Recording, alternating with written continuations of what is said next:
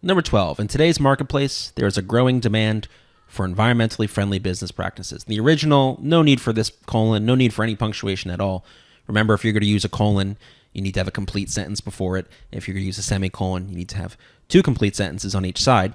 But here, we don't need any punctuation at all. This just flows straight through. No need for a comma, so we get choice D. 13, at this point, the writer wants to present an argument that will be refuted in the next part of the sentence. Okay. So let's see. According to a 2009 survey, 73% of customers think it is important for companies to have good environmental records. Though there is limited evidence that greening initiatives increase employee morale, small businesses also stand to gain by going green. Okay, this has nothing to do with what's in the original. It doesn't refute or contradict it in any way. It doesn't go into anything about employee morale, but I want this part of the sentence to refute whatever is in the underline. So let's look at B. Despite the incentives offered by the federal government for the use of renewable energy, businesses also stand to gain. That doesn't seem, again, they're not talking about incentives or the federal government. While some claim that only large companies can afford to invest in eco-minded initiatives, small businesses also stand to gain. So the first part for C is saying that many people think that only large businesses can do this. And then the next part of the sentence talks about how, actually, no, small businesses can get benefits too. It's not just large businesses. So I do like C. There's that logical relation that makes sense. And then D, it's not talking about companies getting concerned with dwindling natural resources. That's not contrasting with what follows. So 13 is C. 14, a 2014 study found that the benefits of environmental initiatives were actually higher for small businesses than for Fortune 500 companies.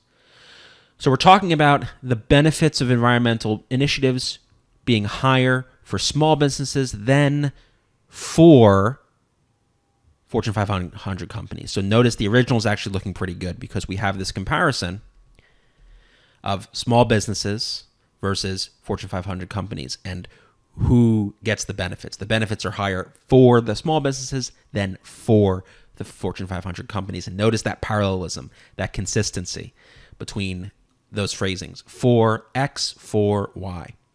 When we look at B, C, and D, D is not good because it gets rid of the for.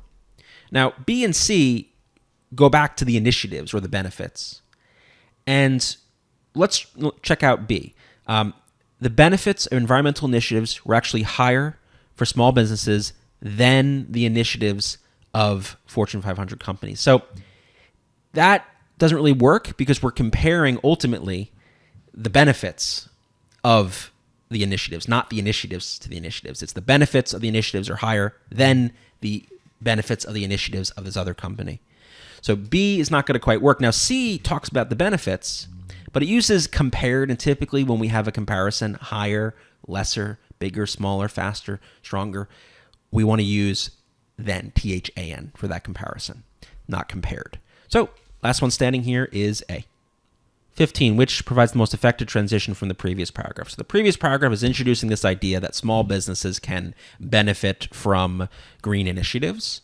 And when we start reading this paragraph, we see a specific example of a small business that is doing this and doing well. So founded in 1976, AJ's Auto Repair is a shop. I mean, that's not a terrible intro to this paragraph, but it's not transitioning well from the previous paragraph. Same problem with B, same problem with C. All stuff that's relevant to understanding this business, but it doesn't transition from the previous discussion in the way that D does. One such business. That word such is the key. It's referring to a small business that can have these benefits. This business is one such business that has done that and has received these benefits. So really the key word here in D that makes it the answer ultimately is such. So 15 is D. 16, maintaining the style and tone of the passage. By burning used oil for heat instead of chucking it out. Well, chucking it out, junking it, tossing it out, all of that's a little too informal, a little too casual. I don't need a fancy word here, but I do need something a bit more professional, a bit more precise, and I think disposing of it works, both in terms of definition and tone and style. By burning used oil for heat instead of disposing of it. It's a nice word that's appropriate for this sort of text, for this not overly formal tone, but more, professional, serious tone. And so therefore 16 is C. 17. Indeed, AJ's has saved a total of more than 200,000 over a 10-year period. So, has saved a total of more than. That's sort of awkward. A total of more than.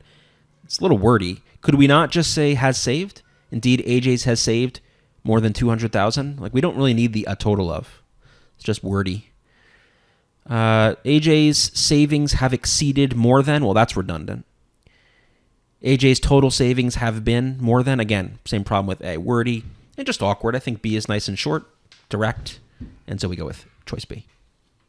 18. While most dental offices rely on wasteful disposable products, Transcendentist, however, introduced a line of reusable supplies.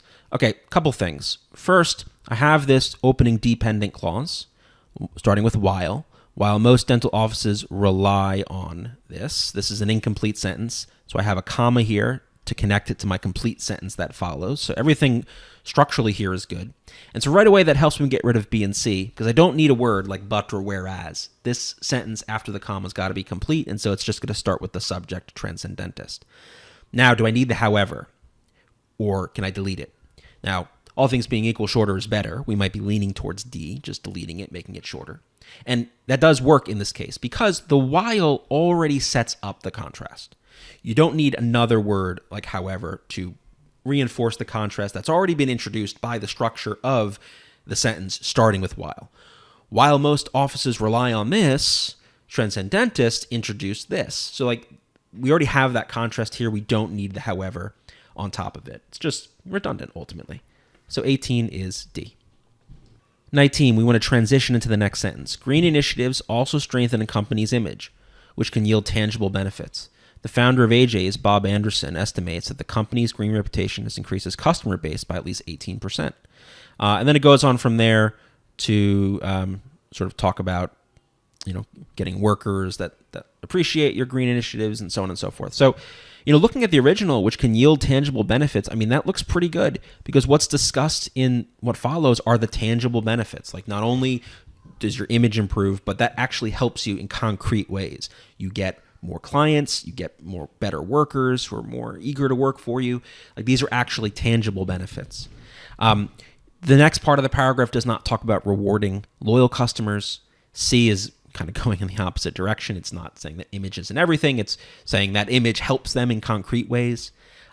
D, we do see that in the second part of the paragraph, but this is a little too early. It doesn't transition in particular into the next sentences very well. So I think, therefore, A is the best answer. 20. The founder of AJ's, Bob Anderson, estimates that the company's green reputation has increased its customer base. So we have this opening subject, the founder of AJ's, and then I have this comma here. And since I have that comma here, I'm going to need a comma here to complete the two or none situation where this name, Bob Anderson, is non-essential. And it's been added to the sentence, and I've got to surround it with commas. You could have had no commas here.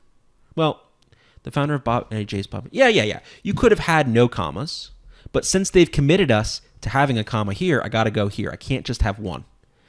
And then estimates, I need that to be part of the main sentence. So I don't want the comma there. I'm going to get rid of that one, and I'm going to add one instead after Anderson. And so which option is going to do that best? That would be then choice B, right? So 20 is B. 21, which choice provides a second example, most similar to the one in the previous sentence? So the previous sentence talks about increasing customer base by 18%. This choice in the original has nothing to do with customers or customer base. Efficiency, this is not really another example of what's going on in the previous sentence. Local chambers offer free greening assistance. Again, I don't know what this has to do with the previous sentence, but I look at D. Transcendentist attracts up to 40 new clients per month. I mean, that's talking about increasing a customer base. So D is building directly on that previous sentence. So 21 is D.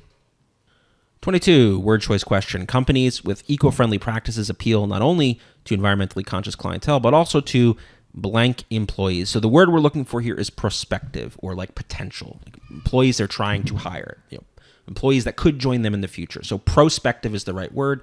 The other three are just the wrong words. Prospective employees, respective employees, receptive employees. Those words can be used in different contexts, perhaps even to describe employees. But in this context, we're looking for prospective employees. So 22 is C.